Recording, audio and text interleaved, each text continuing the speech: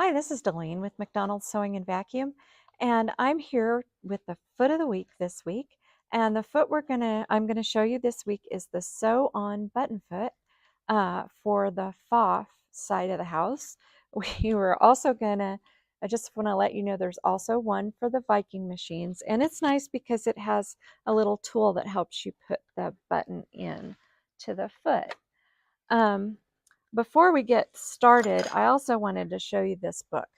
We have this book, it's called the Foot Book, and we have one for PFAFF machines, and we also have one for Viking machines.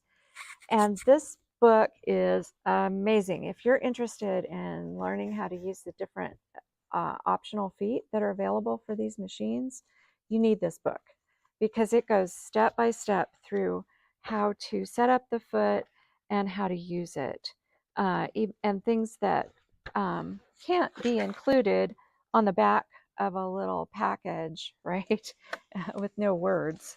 Um, it really gives you a lot of detail there. And so I dropped my other button. Excuse me for a minute.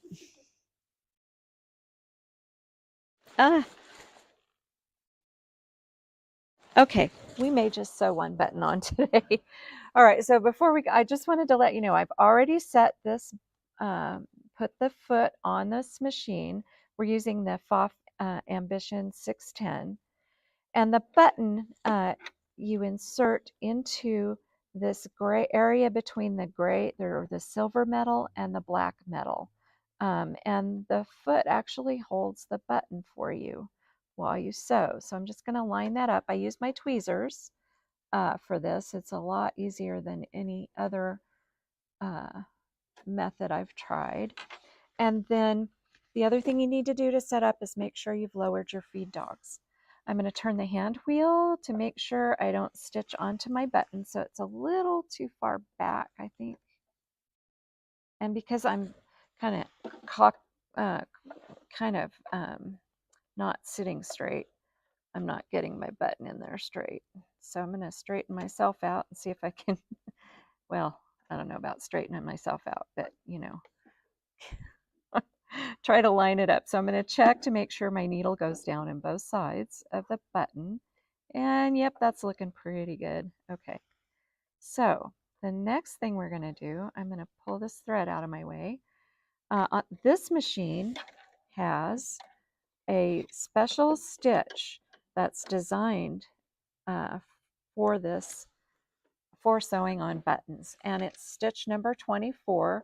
It looks like this on the lid, or it'll have a picture that'll look like that if your machine has that stitch. So it's still looking pretty good there. So I've lowered the feed dogs. I put the foot on. I've put my button in the foot. There's also an optional piece that you can use to create a shank, which is to push this plastic piece in the middle forward, and that'll create a longer shank for you. Since I'm using a lightweight fabric, I'm not going to use that today. So I'm going to put my fabric um, under the foot, and I'm going to stitch. I know it's a little scary. I still, even though I've used this foot quite a bit, it's still a little scary to just let it go and stitch that button. All right, so it's done tie off, stitched it on, and done another tie off. So the next thing I want to do, because this button actually has 4 holes, I'm going to pull the button forward and try to get those 2 holes lined up. See if they work again. That's pretty good. Yep. And the machine, when you do that, the machine kind of helps you get it all lined up. If you start with the automatic, with the start stop button, you don't want to do that first. You want to line your needle up first and then let it do the tack down and or the fixed stitch for you. And looky there, that button was stitched on. We did that pretty quickly, a lot faster than I could do it by hand. And if you have several buttons to stitch on, this is just the nicest tool to have. We did a foot of the month quilt a few years ago where I stitched something like 30 buttons on in, I don't know, 30-45 minutes. And if I'd tried to do that by hand, it would have taken me most of the day or 2 days.